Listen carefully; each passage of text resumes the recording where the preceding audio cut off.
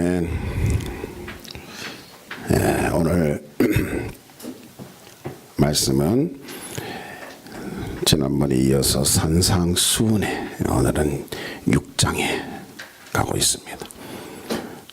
산상수훈은 천국 백성된 자가 이 땅에서 어떻게 살아갈 것인지를 우리에게 교훈하는 귀중한 말씀입니다. 천국, 여러분 얼마나 천국을 확신하고 계십니까? 천국을 확신하는 만큼 우리의 생각과 삶이 달라지지 않겠습니까? 천국은 이 땅에는 눈물이 많지만 천국은 눈물이 없다 그랬습니다. 이 땅에는 아픔 많지만 천국에는 몸의 아픔도 마음의 아픔도 없는 곳이 천국입니다. 이 땅에는 다툼, 싸움, 욕 이런 것으로 가득 찬, 또 죄가 가득 찬 곳이지만 천국에는 다툼이 없습니다. 싸움이 없습니다. 욕 들을 일도 없고 할 일도 없습니다. 천국은 너무나 아름다운 곳입니다. 영광스러운 곳입니다. 보호자에서 나오는 빛만으로도 햇빛이 필요 없는 곳입니다. 온갖 진짜 보석들로 가득 찬 곳이 천국입니다. 무엇보다도 천국에는 찬양으로 가득 찬 곳입니다. 이런 천국에 내가 속한 백성이라면 여러분, 내가 속한 천국이 어떤 곳이다. 나는 비록 이 죄 많은 곳, 눈물 많은 곳, 한숨 많은 곳, 어려움이 많은 곳에 살지만 내 원래 모습, 내가 갈 곳, 천국이 있는 나는 이 땅에서 비록 헐벗고 굶주릴지라도 그 소망이 있기에, 돌아갈 천국이 있기에 절대로 죄 짓지 않고 살리라. 천국 백성의 첫째 특징은 죄 없는 곳에 소속된 사람이기 때문에 이 땅에 살면서 죄 안 짓고 살려고 하는 그 마음이 있는 것입니다. 그 열정이 있는 것입니다. 천국이 없는 사람, 지옥이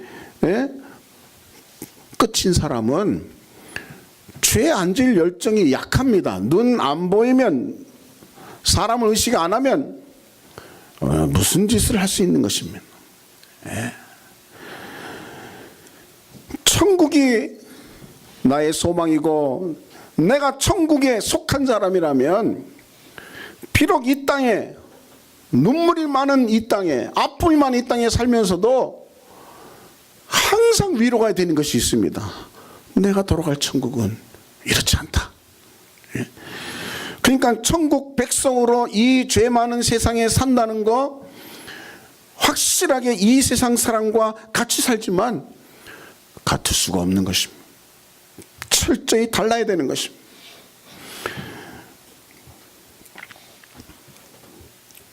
여러 나라 가봤지만은 제가 간 나라는 다 인류급 나라들이었습니다. 프랑스 6년 살았고 미국에서 9년 살았습니다. 근데 거기도 거지가 있고 속이는 자들이 있고 깡패들이 있고 더러운 사람들이 있고 다 있습니다. 헐벗고 줄인 사람이 있고 누더기 옷 입고 냄새나는 그런 상황에 있는 사람은 있습니다. 그러나 천국은 그런 사람은 없습니다. 천국에는 거지가 없습니다. 왜 그럴까요? 우리 하나님은 그렇게 천국을 가난한 사람 이렇게 드릴 이유가 없는 것입니다. 풍성하시는 것입니다. 그저 천국에는 그 생명수 강가에 얼마나 많은 열매들이 많이, 과일 열매들이 여기 뭐 태국 갔다 온 사람, 베트남 갔다 온 사람은 과일 천국이라 그러는데 천국하고는 비교가 안 됩니다. 생명수 흐르는 그 강가 옆에서 자란 그 과일 나무들이 제공하는 과일들, 천국에서 그거 먹는 사람들은 이 땅에 그 맛있다고 하는 거, 이 땅에 아주 새롭다고 하는 거 하나 새롭지 않은 것입니다. 천국의 그 보석을 보고 그걸 즐기는 사람은 이 땅에서 자기를 과시하려고 찬 목걸이나 반지나 뭐 이런 것 때문에 연연하지 않습니다. 거기에 목숨 걸지 않습니다. 천국 백성으로서 이 땅에 살아간다는 내 이 의식이 약해지면 약해질수록 세상화되고 있는 것입니다. 내 본보는 예수의 피로 말미암아 이 세상 죄인의 삶에서 천국 백성이 되었다, 하나님의 아들이 되었다, 천국이 되었다, 천국 백성이 되었다, 이 의식은 보통 변화가 아닙니다.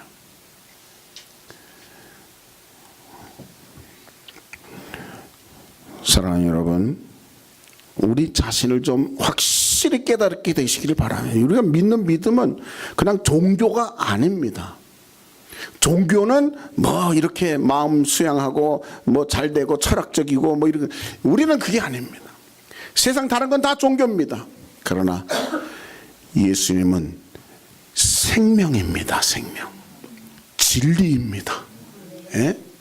유일한 하나님께 가는 천국 백성의 길이 예수님이신 것입니다. 우리가 믿는 믿음을 수준을 좀 하셔야 되는 것입니다. 그래서 이 마태복음 5장, 6장, 7장을 절대로 무시할 수 없는 것이 천국 백성의 삶은 이거다는 것입니다. 천국에서는 나눔이 필요 없습니다. 천국에서는 구제가 필요 없습니다. 그러나 이 땅에서는 나눔이 필요하고 구제가 필요합니다. 여러분이 이 검색창에 가서 인터넷에 검색하면 현재 세계 인구라고 치면 재밌는 것이 나옵니다.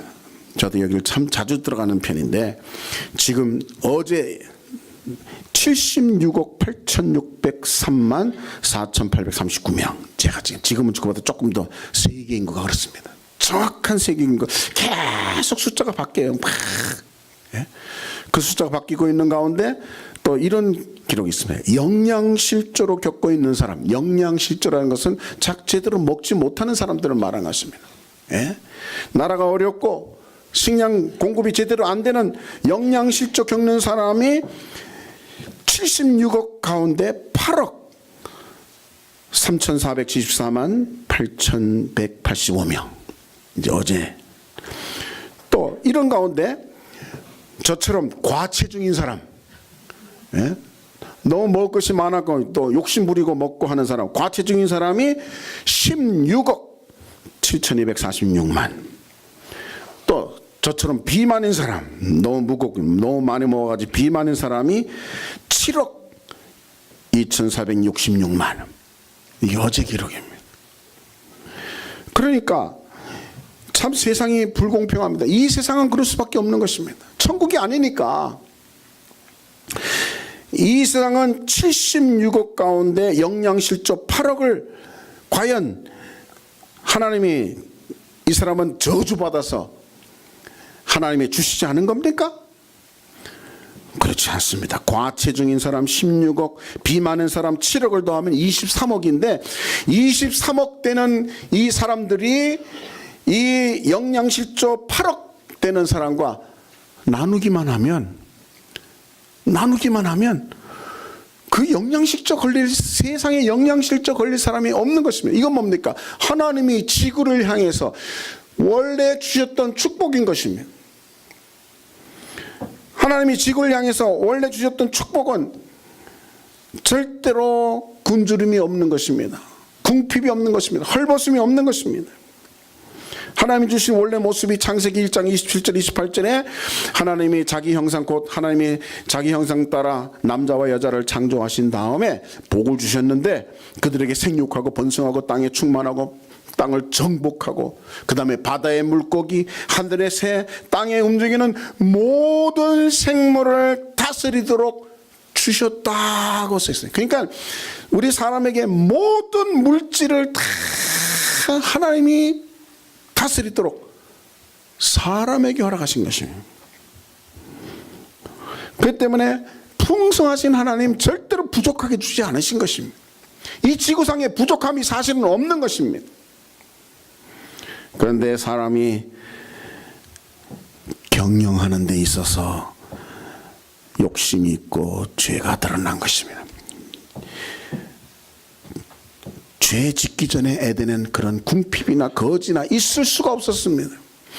죄 짓고 나니까 어떤 고통이 있습니까? 수고하는 고통, 땀을 흘려야 하는 고통, 아이 낳는 고통, 굶주림, 가난, 또 살기 위해서 살인, 죄 짓고 난 다음에 이 땅의 사람들은 욕심이 잉태한 즉 죄를 낳고, 그래서 식량 미리 걱정해가지고 밑끝까지 다 풍성한 데 있으면은 또 아직 풍성하지 못한 데는 서로 나누기만 하면은 세상에 식량 전혀 문제가 없다는 것입니다. 월드비전이라고 하는 구호단체에서 조사를 해봤더니 기아가 식량 부족에서가 아니고 전쟁이나 재해 때문도 아니라고 하는 것입니다. 그런데 세상은 계속 식량이 이렇게 부족하고 충분하지 못한 것은 서로 나누지 않기 때문이라고 그렇게 얘기하는 것입니다. 얼만큼 우리가 충분하냐? 1.5배, 지구 인구의 1.5배 정도로 충분히 먹을 수 있는 식량이 세상에 항상 하나님이 주시고 계신 거예요. 모든 농토를 통해서 모든 식량 기구를 통해서 주시는 거예요. 그러나 사람들이 나누질 않는다는 거예요. 실제로 우리가 음식점에서 그냥 버려지는 그 식량이 얼마나 많습니까? 또 많으니까 욕심 부려가지고 비만, 욕심 부려가지고 그야말로 과체중, 아까 우리 숫자를 보니 23억이라 그랬습니다. 8억 되는 그 지금 영양실조 걸린 사람 충분히 우리가 나누기만 하면 충분히 먹을 수 있는 것인데 이 죄인들은 그런 경영을 못하는 것입니다. 왜? 욕심 때문에. 하지만 하나님께서 택하신 백성은 어떻게 말씀하셨는가? 언제 가난한 자가 그치지 않기 때문에 이스라엘 백성에게 신명기 15장에 이렇게 얘기했습니다. 너희 중에 곤란한 자, 궁핍한 자 내 손을 펴라. 가난한 자를 위해서 여러 가지 장치를 해놓으신 것입니다. 농사를 지어서 추수할 때는 내 모퉁이에 곡식은 베지 말라. 떨어진 것도 줍지 말라. 가난한 자와 나그네된 자를 위해서 그냥 버려두라. 또 이 남한테 빚지면은 어떻게 됩니까? 종이 될 수밖에 없고 아들도 종이 되고 딸도 종이 되고 나중에는 빚에 갚지 못하면은 아내까지도 종이 되고 자신도 종이 되는 그런 안타까운 역사가 있지 않습니까? 그래서 하나님께서 어떤 장치를 마련하셨는가? 안식년 7년 돌아오는 안식년에는 그 밭을 갈지 말고 그냥 두어서 가난한 자도 주어라. 또 종을 또 풀어줘라. 그리고 그 고아와 과부와 나그네를 위해서 11조를 해라. 이런 장치들이 구약에 있는 것입니다. 과연 하나님이 무서운 하나님이십니까? 이런 장치를 이스라엘에게 명령하신 하나님은 자비로우신 하나님이십니다. 우리의 먹을 것, 입을 것을 환히 아시고 아시는 하나님이십니다. 그러니까 말씀대로만 이 땅에 모든 사람이 말씀대로만 살면 이 땅은 정말 지상 낙원이 될 수밖에 없습니다. 핍절한 자, 궁핍한 자가 있을 수가 없는 것입니다.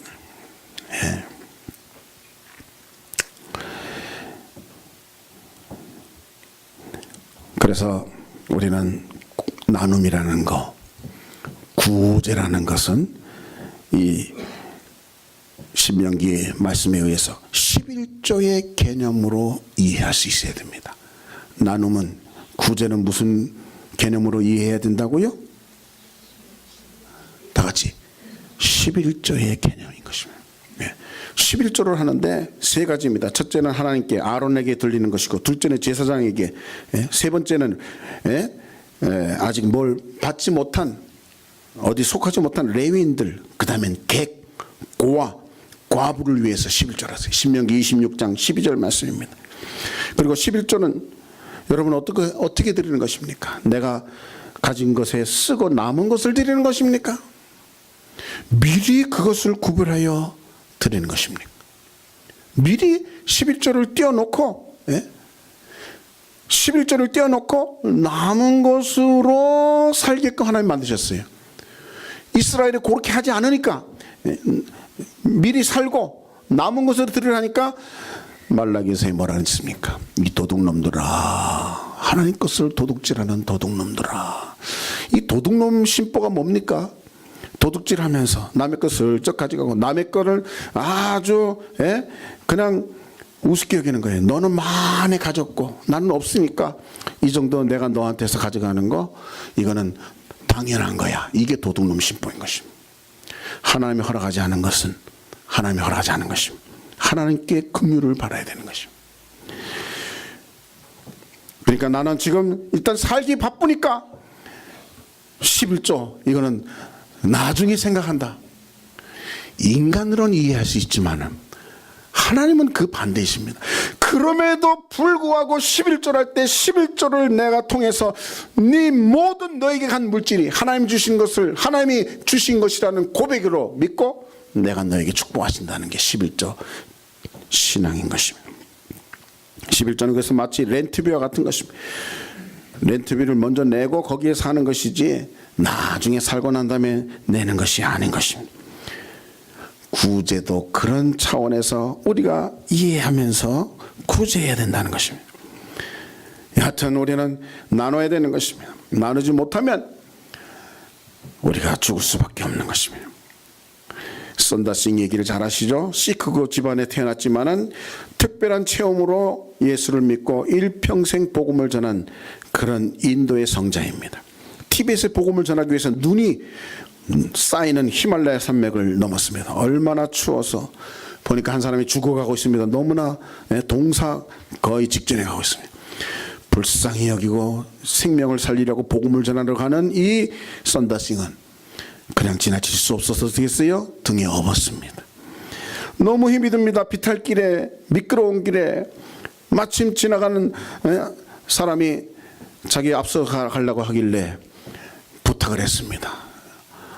나 이분 살리려고 이렇게 업었는데 너무나 힘이 드니까 우리 서로 나눕시다. 한 사람은 살려야 되지 않겠습니까?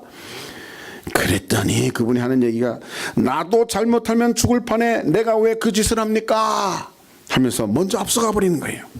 하지만 썬다싱은 혼자서 포기하지 않고 이마에 땀을 흘리면서 가는데, 가다 보니까 자기 체온하고 이 죽어가는 사람 체온이 막 땀이 나면서 이 사람도 점점 살아가는 것입니다. 힘이 나는 것입니다.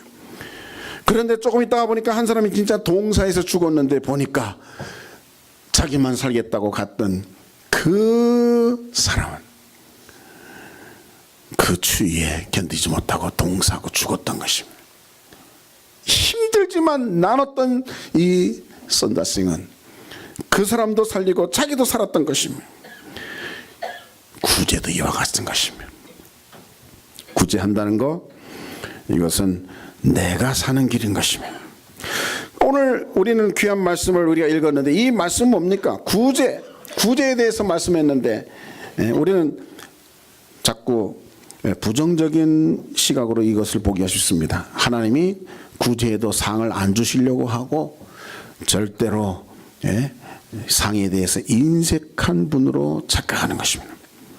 그러나 오늘 말씀에서 우리가 결론에 중요한 것은 올바른 구제만 하면 하나님께서는 반드시, 당연히 우리가 이웃사랑으로 구제해야 되는데 구제의 상을 주신다는 것입니다.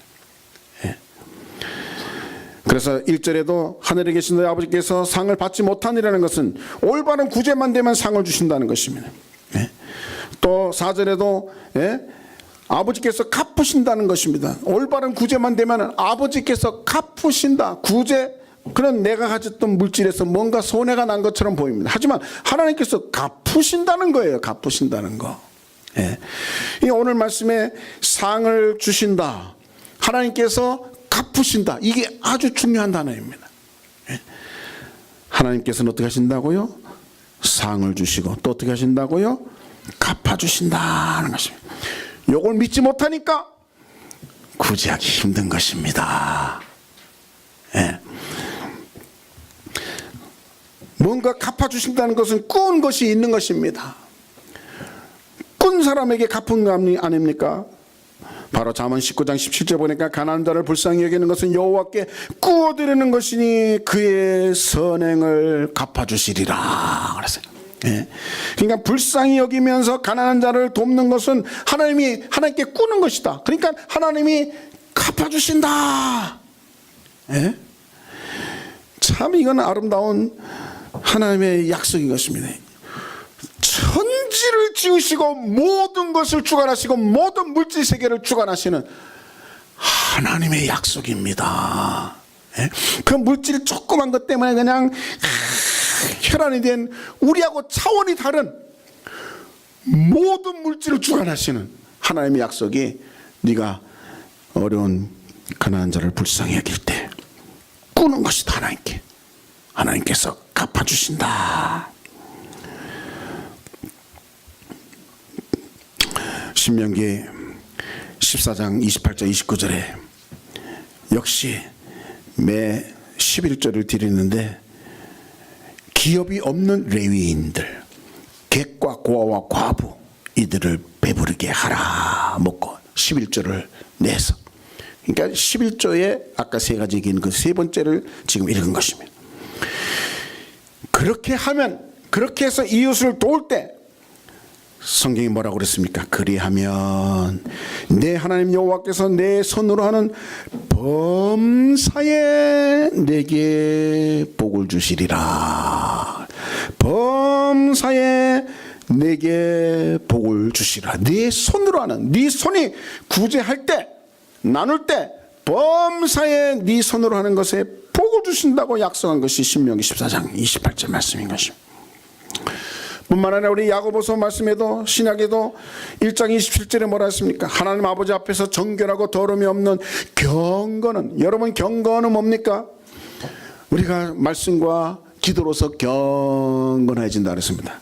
근데 야고보서는 이렇게 얘기하고 있습니다.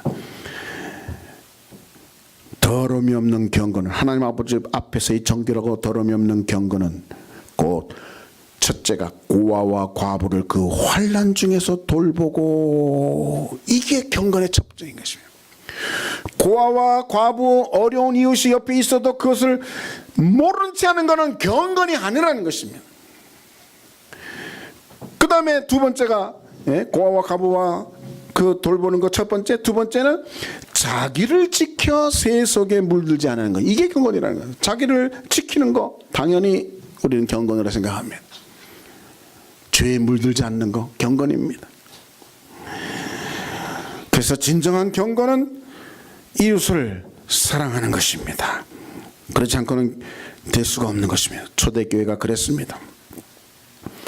초대교회가 성령 받고 나니까 하늘나라가 확실하게 내 것이라고 믿어지니까, 천국 백성이라고 확실하게 믿어지니까 한 일이 뭡니까? 이게 초대교회가 한 일입니다. 전부 자기 물건을 자기 거라고 하지 않고 다 사도들의 발 앞에 두는 겁니다. 대표적으로 바나바가 자기 집을 팔아서 놓는 것입니다. 그 당시에 가난한 자들이 많았습니다. 핍박하는 자들이 많았습니다. 그러나 그렇게 내놓는 사람들이 있으니까 한 사람도 핏줄됨이 없는 것입니다. 집사제도가 생긴 것도 그겁니다. 너무나 어려운 이웃들이 많이 배급하러 오니까 그 배급하는 자들에게 논아주니까 이것을 사도들이 하다 보니 사도들의 본분을 제대로 못하는 것이에요. 사도들은 말씀 전하고 그야말로 예배하고 귀신 쫓고 병 고치고 이게 사도들이 할 일인데 그냥 구제에만 힘쓰다 보니까 이거 안 되겠다. 7집사를 세우자 해서 7집사로 하여금 전적으로 구제하는 일에만 맡긴 것입니다. 집사제도는 구제를 위해서, 나눔을 위해서, 이웃을 위해서 시작된 것입니다. 고넬료를 향해서 경건하다고 성경은 말하고 있는데 경건이 뭡니까? 내 경건과 내 기도와 구제가 상달되었다 그렇게 표현했어요. 그러니까 기도만, 말씀 생활만이 경건이 아니고 이웃을 돌아보는 것이 바로 경건이라는 것을 고넬료를 통해서 우리를 볼 수 있는 것입니다. 그때 우리의 생각을 오늘 잘 간직해야 됩니다. 경건, 선행, 구제, 나눔, 이것은 하나님 앞에서 반드시 가져야 되는 것입니다. 그러나 오늘 말씀은 뭡니까? 그런 구제가, 잘못된 구제가 있다는 것입니다. 상을 받으려야 받을 수 없는 구제가 있다는 것입니다. 그것이 첫째가 사람에게 보이려고 하는 구제다 하는 것입니다. 사람에게 보이려고 하는 거 우리의 본능 같습니다. 저나 여러분이나 잘한 것은 칭찬받고 싶어 하는 것입니다. 사람들을 의식하는 것입니다. 그런데 우리 하나님은 이걸 싫어하십니다. 사람을 의식하는 거. 그것은 곧 하나님을 무시하는 것이 되기 때문입니다. 하나님만 의식하기를 원하시는 것입니다. 그래서 오늘 말씀을 잘 보면은 구제에서 심지어는 우리 사람들이 어떻게 합니까? 옛날에 그런 풍자적인 그런 유머로 막 라면 상자 놓고도 가서 사진 받고 또 뭐 고아원에 가서 그 고아원 사람들이 지쳐가지고 사진 박아주는 데만 지쳐가지고 아주 힘들어하는 그런 아주 개그가 있었어요. 오늘날 그 모양입니다. 만약에 무슨 구제하는 일이 있었는데 누가 몇만 원, 누가 몇만 원 이런 아주 중요한 그런 주요 신문에 나지 않으면 그만큼 안 거칠 겁니다. 다 사람에게 보이려고 그런 일을 많이 합니다. 그러나 참 신앙은 그것이 아니라는 것입니다. 우리가 교회 안에서도 보면은 사람을 의식해가지고 막 하는 사람 많습니다. 하지만 그거는 참 신앙이 아니에요. 하나님을 의식하는 신앙은 사람에게 보이려고 하는 것은 차원이 다른 거죠. 근본 출발이 다른 것입니다. 우리는 하나님의 칭찬과 상, 바로 이것을 항상 생각해야 그것이 참 구제라는 것을 예수님이 말씀하시는 것입니다. 그래서 어떻게 해야 된다는 것입니까? 오른손이 하는 것을 왼손이 모르게 하라. 즉, 이 구제는 내가 한다는 것을 의식을 나타내고 싶을 때 자꾸 사람에게 보이려고 하는 것입니다. 하지만 이 구제 내가 하는 것이 아니다. 나는 지금 구제할 지금 상황만 판단하는 것뿐이고 하나님이 나에게 주신 것으로 하나님의 뜻대로 하나님의 방법으로 그냥 다른 사람에게 베풀 뿐이다. 즉 구제는 하나님이 나를 통해서 하시는 것뿐이다. 이 신앙을 하나님이 요구하시는 것입니다. 그래서 은밀하게 구제를 할 때 은밀한 중에 갚으신다는 얘기인 것입니다. 은밀하게 갚으신다.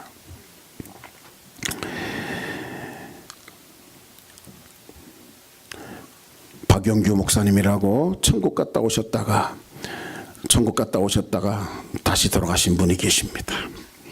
이분이 천국 갔다 왔다는 것을 이분은 교수기도 하고 학교를 크게 세우기도 하고 또 사업체도 보통 많은 분이 아닙니다. 아주 크게 성공하신 분입니다. 교회도 여러 교회를 세웠고 얼마나 많은 신학생들을 또 도왔는지 모릅니다. 근데 천국 갔는데 천사가 자기 살집을 보여주는 것입니다. 근데 중간에 짓다가 중단된 작은 3층 집이 자기 집이라는 건 너무 실망이 커서, 예?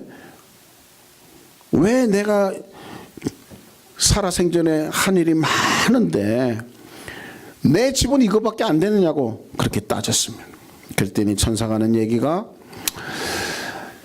그래, 너는 400명 학생들 장학금도 주었고 아파트 옆에 교회도 지어줬고 가난한 신학생 학비도 39명이나 도왔고 아주 정확하게 기억하면서 집을 팔아서 교회당을 지어 5,000명을 교회로 부흥시켰고, 그런데 이런 건 다 상으로 기록되지 않았다.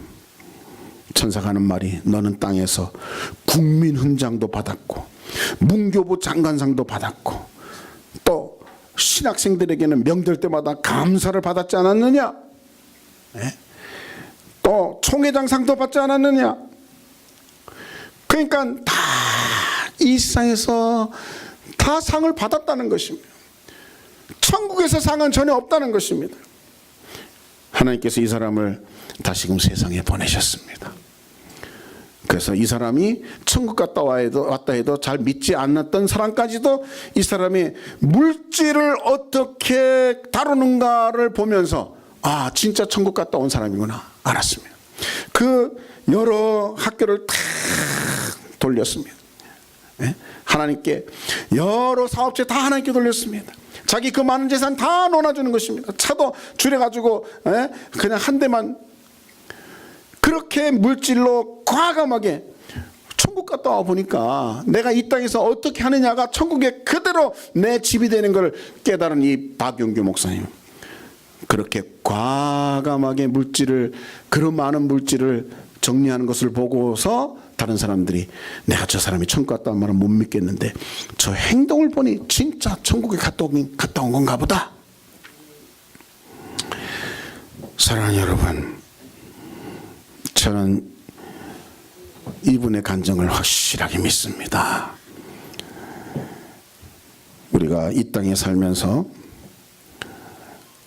천국 백성으로 사는데, 천국 백성으로서 돌아갈 때 하나님께서, 야, 우리 주님께서, 야, 너가 정말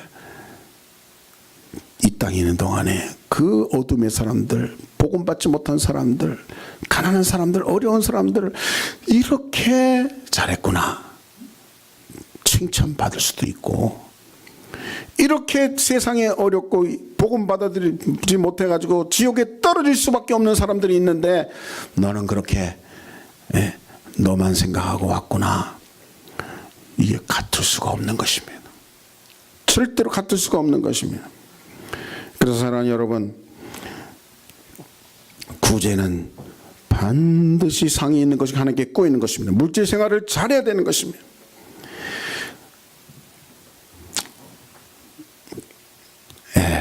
구제는 천국 백성의 DNA다라고 제가 또 얘기하고 싶습니다. 구제는 천국 백성의 DNA다. 그것이 마태복음 5장 25장 34절 이후에 나타난 말씀을 통해서 알 수 있습니다.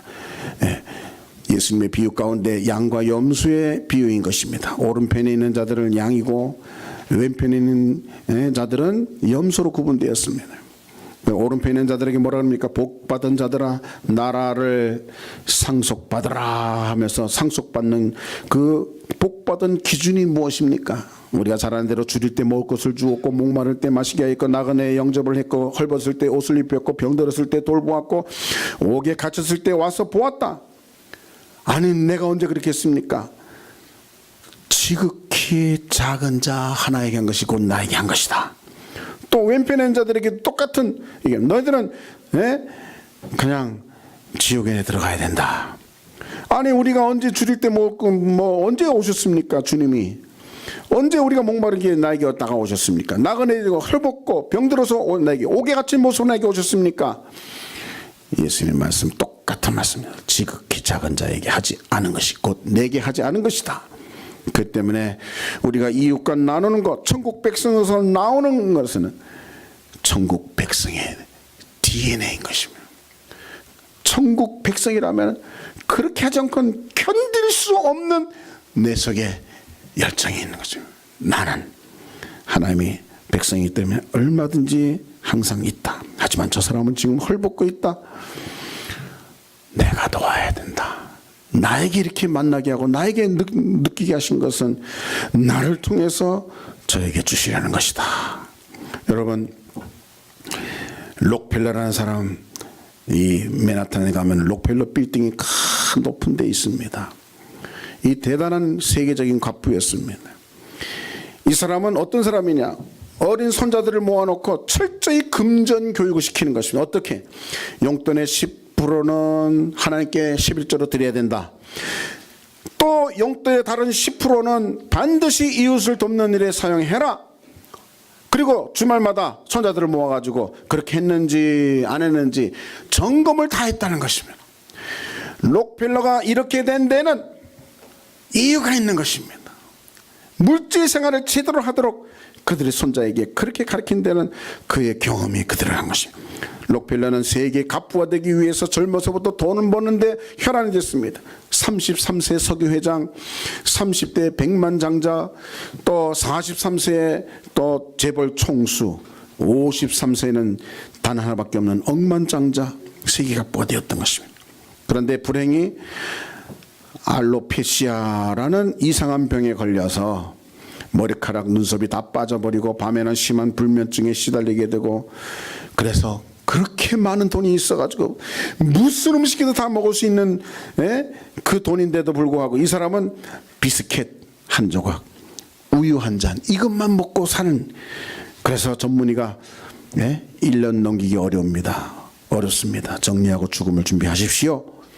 죽음을 선고받은 것이며, 죽음을 눈앞에 두고서야 자신의 삶을 돌아보게 되었습니다. 돈 버는 일에만 혈안이었던 자기, 사람들에게는 인신도 많이 잃어서 죽을 것이다 하니까 그 양반 죽어버려야 돼, 이렇게 말하는 사람도 많았다는 것입니다. 한 번도 선한 일을 해본 적이 없다는 것입니다. 돈 벌기만 했지. 그러나 이 많은 돈이 내가 죽으면 무슨 소용이 있나를 생각하면서 이제 1년도 살지 못하는 나 자신을 보면서 눈물로 침상을 적히면서 회개하게 된 것입니다. 철저히 회개하게 된 것입니다.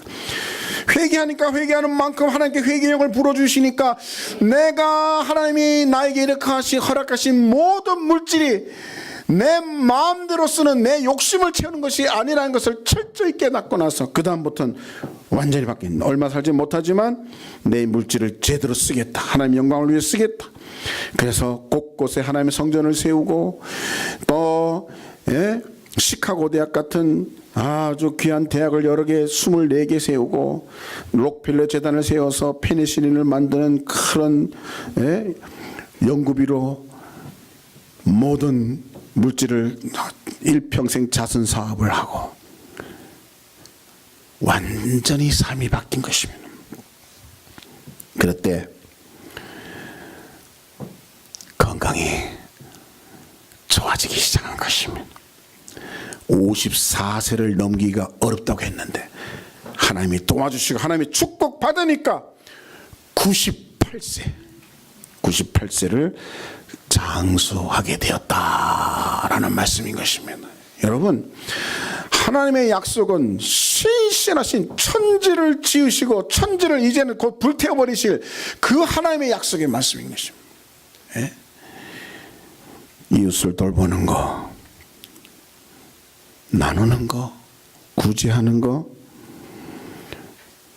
내 자랑 말고 하나님 앞에서 진실하게 은밀하게 하나님의 갚으심을 기대하면서 그렇게 하나님 앞에 드리는 거, 절대로 하나님은 갚으시는 분이시지 모른 채 하시는 분이 아니신 것입니다.